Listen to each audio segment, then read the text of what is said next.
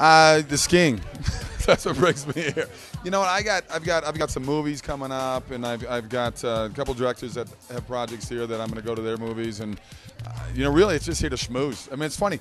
People think in LA you get a chance to bump into all these people. You don't. Number one, the LA traffic is always bad, and here, this is LA just shrunk down to 1 mile of road here in Park City. So you get a chance to bump into those people you haven't seen in 6 months, even 6 years. Can you see it? You know what? I find this. I find actually the LA people being here are actually nicer than they are when they live in LA. I think it's something about the altitude or it's like a holiday vacation for everybody to be up here and have this going on. People seem to be in a pretty good mood, which is nice. I mean, you see the traffic here now. It's just ridiculous, just because there's not that much area to move around and there's no parking.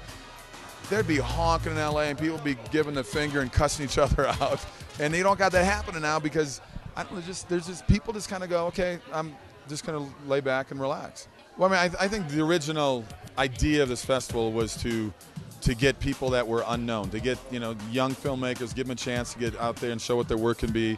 It's obviously evolved into bigger things in terms of you got big name stars now appearing in movies that do go commercial, do get general, wide release, and I would say there's a 50-50 balance with that now. I still think they're holding on to some of their core values, but it's moved away from that. I don't think I'm not saying it's good, bad, or indifferent. I'm just saying that's what I've seen it sort of turn into, and that's fine. I mean, the whole business needs to be advertised anyway in one way or the other. I went and saw the opening movie in Bruges with Colin Farrell, and it was a first-time director, first-time writer for a screenwriter. He's from done Broadway plays and stuff. What a great way for him to break out. I thought it was a phenomenal movie. It was incredibly dark, incredibly violent, but at the same time incredibly funny.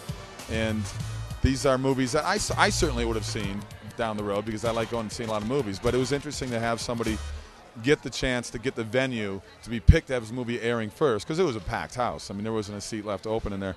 And, so I think the idea and the core values of Sundance is still there, which is nice. Well, I got to plug it right now. I got a movie coming out January 25th, and it's a spoof.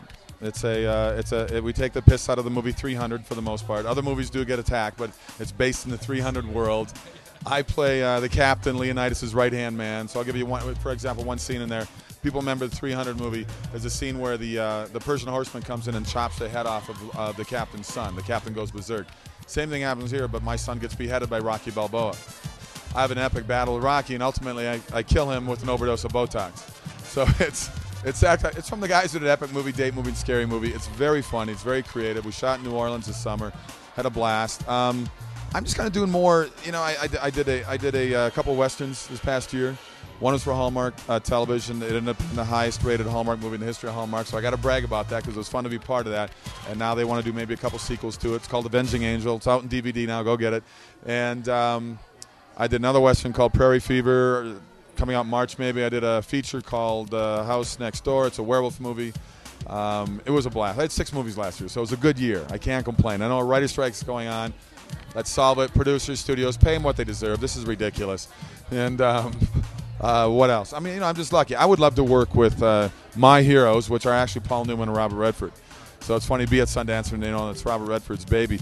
I'm a big fan. Those guys really are the reason why I'm an actor. Hi there, I'm Kevin Sorbo, and you lucky bastards, you're watching live video. Yeah, you are. I just met Shay from Kinetics. How do you say it? Kinetics. Kinetics. Yeah. I'm Danish. Yeah. And I saw your T-shirt, and I really liked it. It reminded me of when I just started Von Dutch. Right. About 7 years ago.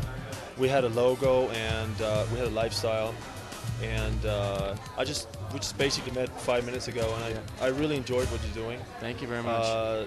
The fabric and the look of it is fantastic. Great. And you told me you're looking forward to the next level. That's right. And that's the most exciting level, to take it from a T-shirt to a brand.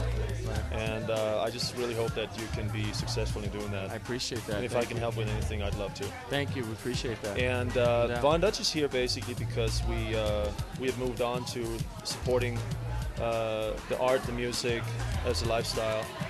And Von Dutch was an artist himself. He was involved in the he was basically the father of the hot rod culture. He was the guy who did all the pinstriping and flames on the cars. So when you look at shows today like Pimp My Ride or Orange County Choppers, you know, Von Dutch was the father of all that customization. And what I'd like to do with the brand in the future is to, of course, we're building motorcycles today, but it's really to touch young artists and musicians, and that's sort of what we did in the first place by really placing a lot of hats and T-shirts on people, especially that would come to Sundance or any other events like that. So.